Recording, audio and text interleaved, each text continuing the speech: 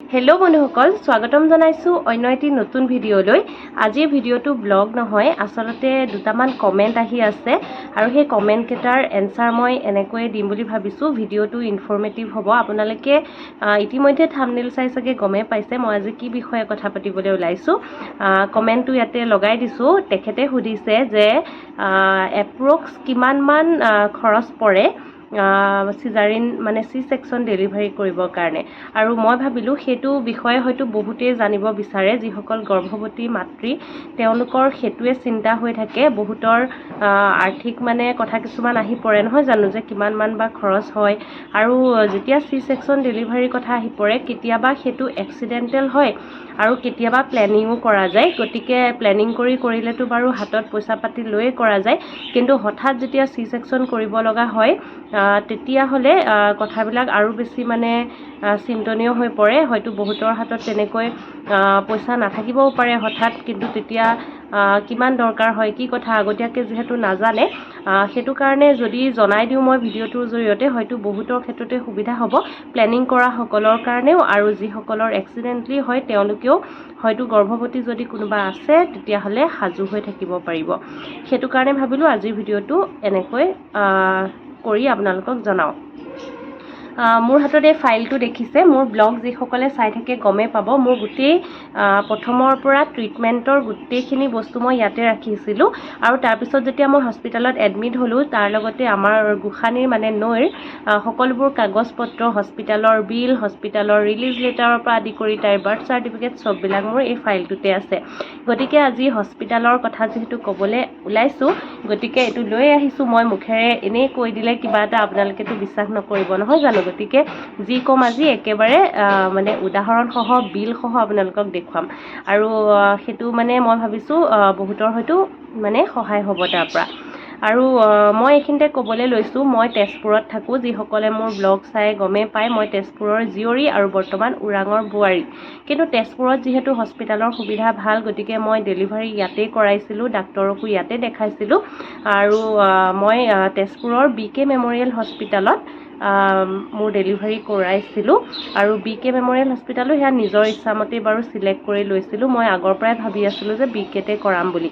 আৰু এগৰাকীয়ে কমেণ্টত সুধিছিলে দেই, কমেণ্টটো ইয়াতে ছাইডত লগাই দিছোঁ যে কোন হস্পিটেলত হৈছিলে। তেওঁ হয়তো উত্তৰটো পাইছে, BK মেম'ৰিয়েল হস্পিটেল তেজপুৰ। আৰু মই ব্লগত অৱশ্যে আগতে দেখাইছোঁ, তেওঁ হয়তো ব্লগ চোৱা নাছিলে মোৰ। বাৰু যি কি নহওক, BKত এতিয়া মানে কিমান খৰচ পৰিল মই সেইটো কথাহে জনাব পাৰিম, কাৰণ প্ৰত্যেক হস্পিটেলৰে নিজাববীয়া মানে বেলেগ বেলেগ খৰচৰ তালিকা আছে। যিহেতু মই BK মেম'ৰিয়েলত কৰিছোঁ, তাতে খৰচ কিমান হ'ল মই সেইটো আপোনালোকক জনাম।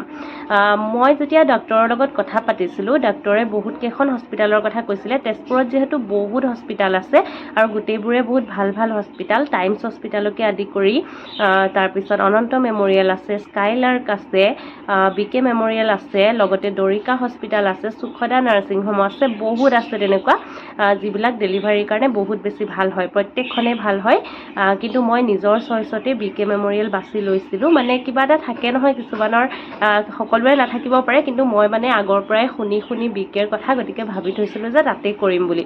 সেইটো কাৰণে মানে তেনেকৈ বাছি লৈছিলোঁ। তাৰপিছত ডাক্তৰৰ লগত যেতিয়া কথা পাতিলোঁ, তেওঁ মোক কিন্তু বহুতখিনি তাৰপিছতো অপশ্যন দিছিলে যে কমৰ পৰা বেছিলৈকে যদি টাইমছ হস্পিটেলত কৰে। মোক ডাক্তৰে দিয়া ইনফৰ্মেশ্যনৰ পৰা কৈছোঁ দেই, যদিহে টাইমছ হস্পিটেলত কৰা হয় চি ছেকশ্যন, তেতিয়াহ'লে কৈছিলে যে 80,000ৰ পৰা 1 লাখ মানলৈকে খৰচ যাবগৈ পাৰে। মানে সেইটো আপুনি কেনেকুৱা ৰুম লয়, কেনেকুৱা ব্যৱস্থা হয়, তেনেকুৱা কথা। এইটো মানে একো কমপ্লিকেশ্যন নাথাকিলে দেই, মই যিখিনি কথা কৈ আছোঁ একো কমপ্লিকেশ্যন নাথাকিলে, মাক আৰু বেবী যদি দুয়ো সুস্থ থাকে তেতিয়াহ'লে কিমানখিনি খৰচত হয় মই সেইটো কৈ আছোঁ। যিহেতু মোৰ ক্ষেত্ৰতো একো কমপ্লিকেশ্যন নাছিলে, গতিকে মানে সেইখিনি খৰচত হৈ গৈছিলে, সেইটো মই জনাই আছোঁ আপোনালোকক। টাইমছ হস্পিটেলৰ কথাটো জনালোঁ, তাতে কৰাসকলে গমেই পাব 80,000ৰ পৰা 1 লাখৰ ভিতৰত খৰচ হয় এতিয়াৰ সময়ত। আৰু তেনেকৈ স্কাইলাৰ্ক আছিলে, স্কাইলাৰ্কত 30,000ৰ পৰা 40,000ৰ ভিতৰত খৰচ হয় বুলি কৈছিলে। তেনেকৈ অনন্ত মেম'ৰিয়েলত কৰা মই গম পাইছোঁ, তেওঁলোকৰো 40,000 প্লাছ, মানে 40,000ৰ পৰা 50,000ৰ ভিতৰত ধৰক তেনেকুৱা খৰচত হৈ যায়। আৰু এতিয়া আহোঁ BK মেমৰিয়েলৰ কথা। BK মেমৰিয়েলৰ কথা ক'বলৈ যাওঁতে তেতিয়াই আমাক ডক্টৰে কৈছিলে যে 50ৰ পৰা 60+ এনেকুৱা হ'ব পাৰে বুলি, আৰু তেনেকুৱাই হ'ল। খৰচটো এপ্ৰক্স কিমান হ'ল আপোনালোকক দেখাইছোঁ বলক, একেবাৰে বিলসহ। এইটো মোৰ হস্পিটালৰ ফাইলটো, আৰু নৈৰ যে ভৰিত লগাই দিছিলে মানে মোৰ নামৰ এটা হেৰি লগোৱা থাকে এনেকুৱা ৰিং টাইপৰ, সেইটো মই ইয়াতে থৈ দিছোঁ। আৰু এইখিনি হৈছে বিল। চাওক, বিল মানে এইখিনি গোটেই মেডিচিনৰ বিল, তাতেই ফাৰ্মাচী আছে BKত, গোটেইখিনি মেডিচিন আমি তাৰপৰা লৈছিলোঁ। এই ৰিচিপ্টবিলাক দেখিছে, এয়া টোটেল মানে গোটেই ৰিচিপ্টখিনি মানে বিল হৈছিলে আমাৰ 7,300 টকা। এতিয়া মই এয়া তেওঁলোকে লিখি দিছে, এইটো 7,300 টকা ডিছকাউণ্ট কৰি হয় দেই, মানে 10,000+ হৈছিলে, কিন্তু তেওঁলোকে মানে অলপ ডিছকাউণ্ট দিছিলে। তাৰপিছত ডিছকাউণ্ট কৰি 7,300 টকাত হৈছিলে। এইবিলাক চব বিলবিলাক, এইবিলাক চব প্লাছ কৰা হৈছে দেই, এখনত নাই যিহেতু তেওঁলোকে তেনেকৈ লিখি দিছিলে। এইবিলাক বহুত বিল আছে, বহুত মানে কিমান দেখাম, গতিকে মানে এইখিনি আপোনালোকক এইটো ক'লোঁ হা। তাৰপিছত হৈছে মেইন বিল। মেইন বিল আমাৰ হৈছিলে, এইটো চাওক, টোটেল বিল 53,420 ৰুপিজ দেই। 53,000 হৈছিলে মেইন বিল, মানে থকা, তাৰপিছত ডাক্তৰৰ খৰচ, অপাৰেশ্যন খৰচ গোটেইখিনি ইনক্লুড কৰি এইখিনি। এয়া চাওক, এবাৰ এনেকৈ দেখাই দিছোঁ। তাৰপিছত আমাৰ কিন্তু প্ৰথম দিনাই 10,000 এটা আমি এডভান্স কৰিছিলোঁ, এইটো 10,000 দিয়া হৈছিল।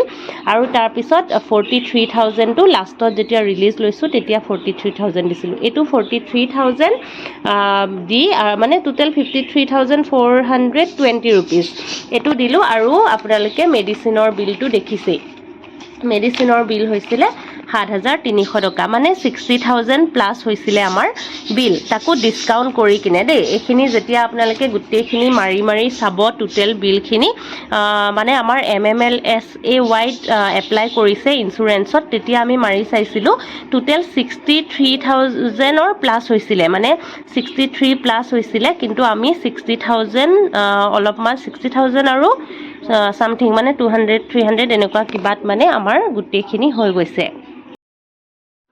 ইয়াতে যিখিনি মেডিচিনৰ বিল দেখিছে সেয়া হস্পিটালত থকা কেইদিনৰহে বিল হয় দেই। মই ইমান দিনে ডাক্তৰক দেখুওৱা বিল সেইবিলাক এক্সট্ৰা হয়, সেয়াও বহুত বেছি খৰচ পৰিছিলে, সেইবিলাকৰ বিষয়েও কেতিয়াবা যদি পাৰোঁ জনাম বাৰু।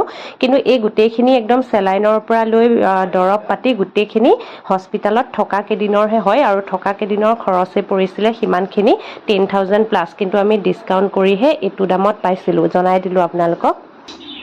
এতিয়া আপোনালোকে নিশ্চয় গম পালে কিমান খৰচত মোৰ হৈ গ'ল গোটেই অপাৰেশ্যনটো। আৰু মই এইটোও ক'ব বিচাৰিম যে আপোনালোকে BK মেমৰিয়েলত কৰালেও যে এইটো খৰচতে হ'ব মানে সেইটোও ক'ব নোৱাৰিম, কাৰণ ইয়াত মানে বহুখিনি কথা থাকে। যদি কিবা কমপ্লিকেশ্যন থাকে হয়তো খৰচ বাঢ়িবও পাৰে।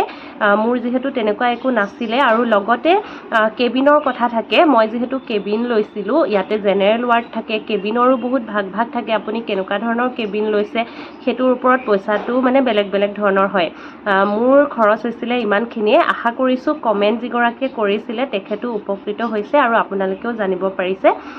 এই ভিডিঅ'টোৰ পৰা হয়তো বহুতৰ সুবিধা হ'ব পাৰে। কোনোবাই যদি C-সেকশ্যনৰ কাৰণে প্লেনিং কৰিও আছে তেতিয়াহ'লে তেওঁলোকৰ সুবিধা হ'ব। আৰু মোৰ ডাক্তৰে কোৱা মতেই তেনেকুৱা ধৰণৰে হৈছিলে, কৈছিলে 60 বা 60+ তেনেকুৱা হ'ব পাৰে বুলি। গতিকে সেইখিনি খৰচতে হ'ল যেতিয়া বহুত বেছি চিন্তা কৰা নাই আৰু তাতকৈও হয়তো বেছি হ'ব পাৰে বুলিও আমি ৰেডি আছিলোঁ অকণমান, কিন্তু নহ'লে যেনিবা সেইখিনিতে হৈ গ'ল।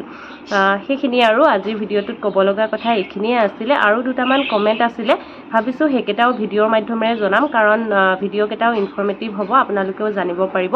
আহি আছে তেতিয়াহ'লে নেক্সট ভিডিঅ' সোনকালে। সকলো ভালে থাকক, বাই।